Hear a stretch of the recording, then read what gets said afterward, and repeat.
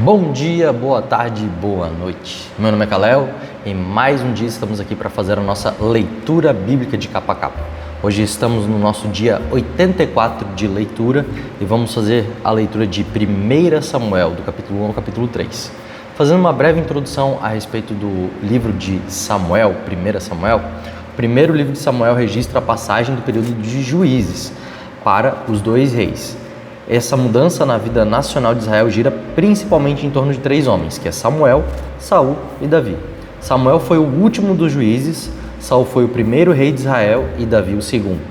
Da leitura desse livro, bem como a dos outros livros históricos do Antigo Testamento, aprendemos que a fé em Deus traz bênçãos enquanto a desobediência leva desgraça. Essa verdade foi dita pelo próprio Deus ao sacerdote Eli: respeitarei aos que me respeitam, mas desprezarei os que me desprezam. 1 Samuel 2,30. No princípio, o povo de Deus não entendeu bem o que queria dizer ter um rei. Deus era considerado o verdadeiro rei sobre Israel, mas em resposta ao pedido do povo, ele escolheu um rei para eles. Tanto o rei como o povo viviam debaixo da autoridade do julgamento de Deus. Os direitos de todo o povo, ricos e pobres, eram garantidos pelas leis de Deus. Basicamente, esse livro vai citar a respeito dessas três personas, esses três personagens bíblicos muito importantes. Então, bora comigo para a nossa leitura de hoje?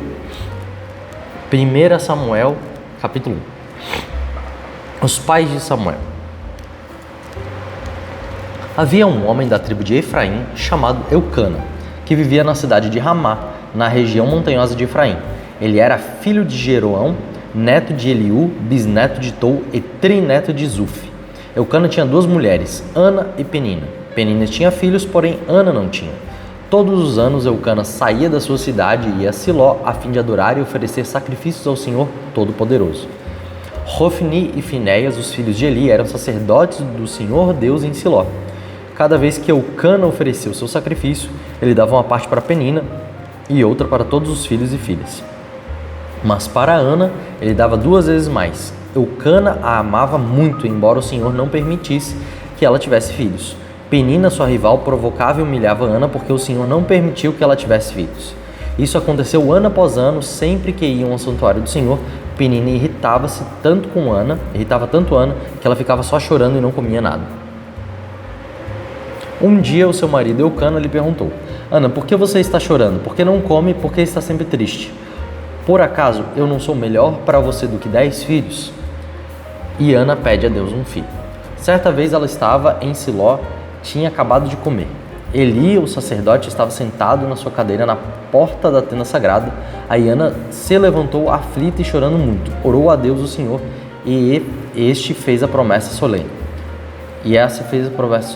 Ó Senhor Todo-Poderoso, olha para a tua serva, vê a minha aflição e lembra de mim. Não esqueça da tua serva. Se tu me deres um filho, prometo que eu dedicarei a ti por toda a vida e que nunca ele cortará o cabelo. Ana continuou orando ao Senhor durante tanto tempo que Eli começou a prestar atenção nela e notou que os lábios se mexiam porque não saía nenhum som. Ana estava orando em silêncio, mas Eli pensou que ela estava bêbada e disse: Até quando você vai ficar embriagada? Veja se você deve parar de beber. Senhor, respondeu ela, eu não estou bêbada, não bebi nem vinho nem cerveja. Estou desesperada e orando, contando a minha aflição diante do Senhor. Não pense que sou uma mulher sem moral. Eu estava orando daquele jeito porque estou muito feliz e sofrendo. Então Eli disse: Vá em paz, que o Deus de Israel lhe deu o que você pediu. E que o Senhor sempre pense de mim, respondeu ela. E saiu, então comeu alguma coisa e já não estava tão triste. O nascimento de Samuel. Na manhã seguinte, Eucana e a sua família se levantaram bem cedo e adoraram a Deus, o Senhor. Aí voltaram para casa em Ramá. Eucana teve relações com sua esposa Ana e o Senhor respondeu à oração dela. E ela ficou grávida e no tempo certo deu à luz um filho, pôs nele o nome de Samuel e explicou: Eu pedi esse filho a Deus, o Senhor. Eucana e a sua família foram a Siló para oferecer ao Senhor o sacrifício anual e o sacrifício especial que ele havia prometido. Ana, porém, não foi. Ela disse ao marido: Assim que o menino for desmamado, eu o levarei ao santuário de Deus, o Senhor, para que ele fique lá toda a sua vida. Eucana respondeu: Faça o que você achar melhor. Fique em casa até que ele seja desmamado. E o Senhor faça o que de fato se cumpra a promessa que você fez. Então Ana ficou em casa e amamentou o filho. Depois que ele foi desmamado, ela o levou a Siló, Levou também um touro de 3 anos, 10 quilos de farinha e um odre cheio de vinho. Samuel era muito novo quando sua mãe o levou à casa do Senhor em Siló. Os pais de Samuel ofereceram um touro em sacrifício e levaram o menino para Eli. Ana disse: meu senhor, juro pela sua vida que sou aquela mulher que o senhor viu aqui de pé orando. Eu pedi essa criança a Deus, o Senhor, ele me deu o que eu pedi. Por isso agora eu estou dedicando este menino ao Senhor, enquanto ele viver, pertencerá ao Senhor. Então eles adoraram a Deus ali. Capítulo 2. A oração de Ana. Então Ana orou assim: o Senhor Deus encheu meu coração de alegria por causa do que ele fez. Eu ando de cabeça erguida, estou rindo dos meus inimigos e me sinto muito feliz, pois Deus me ajudou. Ninguém é santo como o Senhor, não existe outro além dele, e não há nenhum protetor como o nosso Deus. Não fiquem contando vantagens e não digam mais palavras orgulhosas, pois o Senhor é Deus que conhece e julga o que todas as pessoas fazem. Os arcos dos soldados fortes estão quebrados, mas os soldados fracos se tornaram fortes. Os que antes estavam fartos agora se empregam para ganhar comida, mas os que tinham fome agora estão satisfeitos. A mulher que não podia ter filhos deu à luz a 7 filhos, mas a que possuía muitos filhos ficou sem nenhum. O Senhor Deus é quem tira a vida e quem a dá. É Ele quem manda a pessoa para o mundo dos mortos e a faz voltar de lá. Ele faz com que alguns fiquem pobres e outros ricos, rebaixa uns e eleva outros. Deus levanta os pobres do pó e tira da miséria os necessitados. Ele faz com que os pobres sejam companheiros dos príncipes e os põe em lugares de honra. Os alicerces da terra são do Senhor. Ele construiu o mundo sobre eles. Ele protege a vida dos que são fiéis a Ele, mas deixa que os maus desapareçam na escuridão. Pois ninguém vence pela sua própria força. Os inimigos de Deus, o Senhor, serão destruídos. Ele trovejará do céu contra eles. O Senhor julgará o mundo inteiro. Ele dará poder ao seu rei e dará a vitória a esse rei que ele escolheu. Então Eucana voltou para sua casa em Ramá, mas o menino Samuel ficou em Siló, no serviço de Deus, o Senhor, como ajudante do servo e do sacerdote Eli.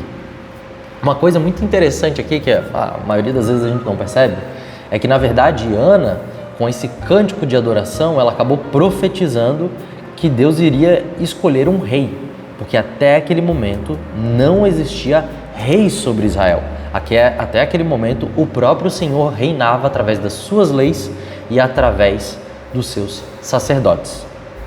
Então a gente já pode perceber que no começo dessa história a gente já vê algum tipo de movimentação de Deus apontando para que houvesse alguém liderando o povo como seu rei.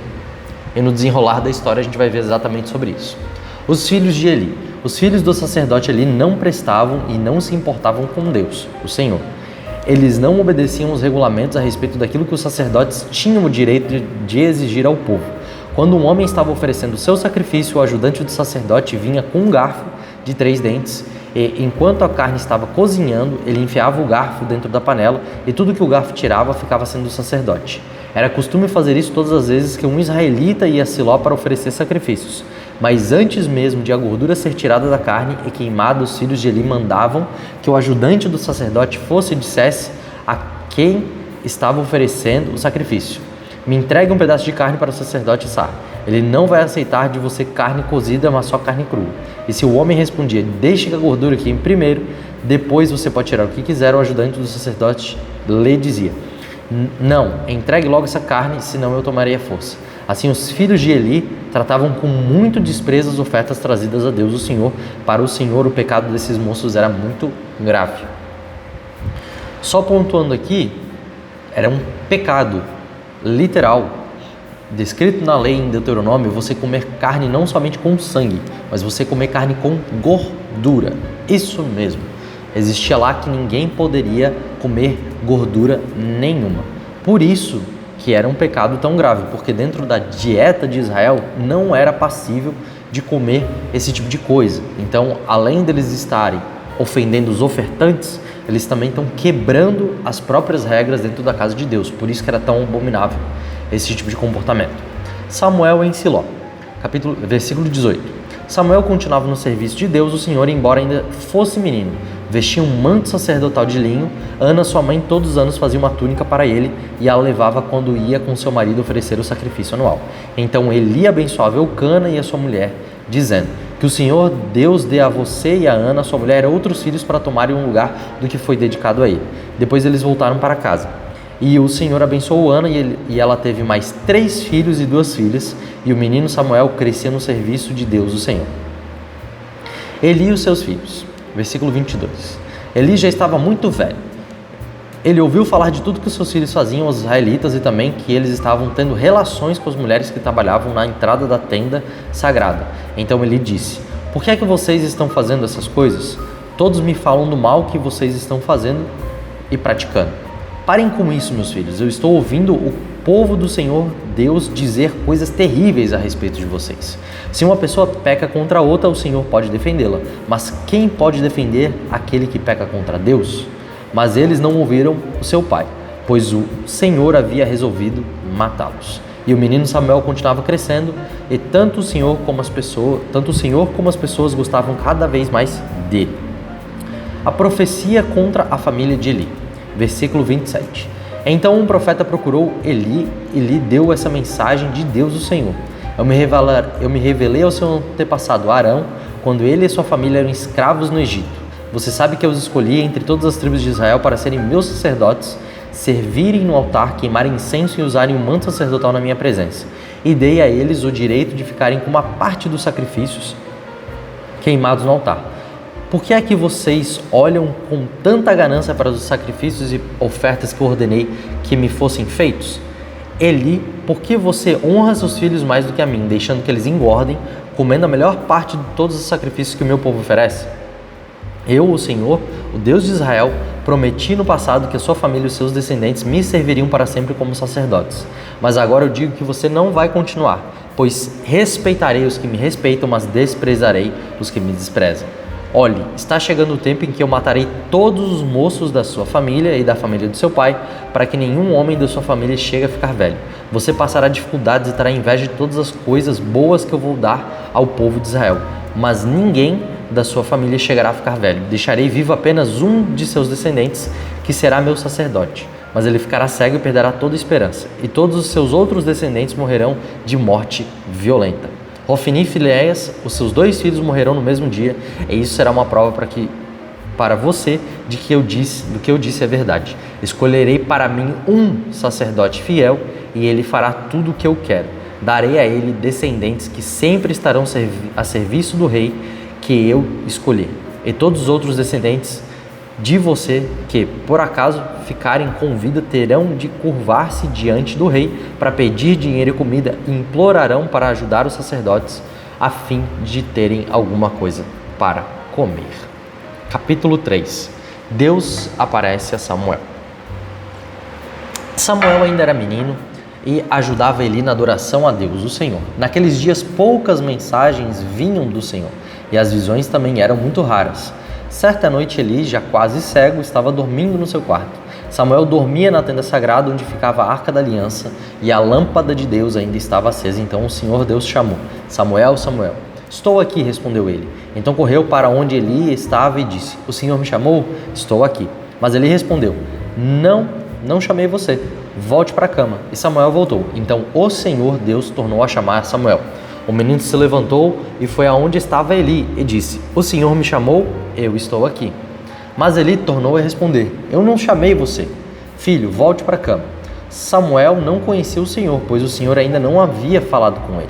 Aí o Senhor chamou Samuel pela 3ª vez. Ele se levantou, foi aonde estava Eli e disse: O Senhor me chamou? Estou aqui. Então Eli compreendeu que era o Senhor que estava chamando o menino e ordenou: Volte para a cama, e se ele chamar você outra vez, diga: Fala, ó Senhor, pois o teu servo está escutando. Samuel voltou para a cama. Então o Senhor veio e ficou ali, e como havia feito antes, disse: Samuel, Samuel. Fala, pois teu servo está escutando, respondeu Samuel. E o Senhor disse: Eu vou fazer com o povo de Israel uma coisa tão terrível que todos os ouvidos que ouvirem a respeito disso ficarão apavorados. Naquele dia farei contra Eli tudo o que eu disse a respeito da família dele, do começo até o fim. Eu lhe disse que ia castigar a sua família para sempre, porque os seus filhos disseram coisas más contra mim. Eli sabia que eu ia fazer isso, mas não os fez parar. Por isso, juro à família de Eli que nenhum sacerdote ou oferta poderá apagar o seu terrível pecado. Samuel ficou na cama até de manhã, aí se levantou e abriu os portões da área da tenda sagrada. Ele estava com medo de falar com Eli sobre a visão que havia tido, mas Eli o chamou. Samuel, meu filho. Estou aqui, respondeu ele. O que foi que Deus lhe disse? Perguntou Eli. Não esconda nada de mim. O castigo será severo se você não me contar tudo o que ele disse. Então Samuel contou tudo sem esconder nada, e ele disse: Ele é Deus, o Senhor, que ele faça tudo o que achar melhor. E Samuel cresceu, o Senhor estava com ele e fazia tudo o que Samuel dizia acontecer. Assim todo o povo de Israel, do norte ao sul do país, ficou sabendo que Samuel era de fato um profeta do Senhor. O Senhor continuou a aparecer em Siló, onde havia se revelado a Samuel e falado com ele, e a palavra de Samuel era respeitada por todo o povo de Israel. E assim nós terminamos a nossa meta de hoje. Uma coisa muito importante aqui que a gente pode perceber é que não existe Espírito Santo Kids, não existe Deus abrandar alguma mensagem quando ele vai falar com uma criança. Até mesmo uma criança pode falar coisas da parte de Deus e coisas muito pesadas, como nós estamos vendo aqui. Diferentemente do que Eli fazia e Hofni e Finéias, que eram seus filhos, o pequeno Samuel era alguém que verdadeiramente estava totalmente dedicado a não simplesmente escutar as coisas que Deus tinha falado, mas a viver aquilo que o Senhor estava decretando para o seu povo. Que nós possamos ser, por mais que sejamos humildes, começar a caminhar e acreditar nas coisas que o Senhor tem para nós. Seja nós quem formos. Kalel, eu só sou apenas uma criança, eu sou apenas um irmão da igreja, eu só sou apenas uma pessoa que quer ler a Bíblia de capa a capa. Não importa a sua condição, não importa o quão humilde você é. Deus falava com uma criança que mal sabia que ele existia e entregava palavras poderosas e fez com que todas as palavras que Samuel dizia nunca caíssem por terra. Por que nós não podemos viver essas coisas hoje? Nós apenas precisamos nos colocar à disposição para dizer: Senhor, o teu servo ouve. Muito obrigado pela sua presença, que Deus te abençoe. Eu te espero aqui amanhã para continuar a nossa leitura.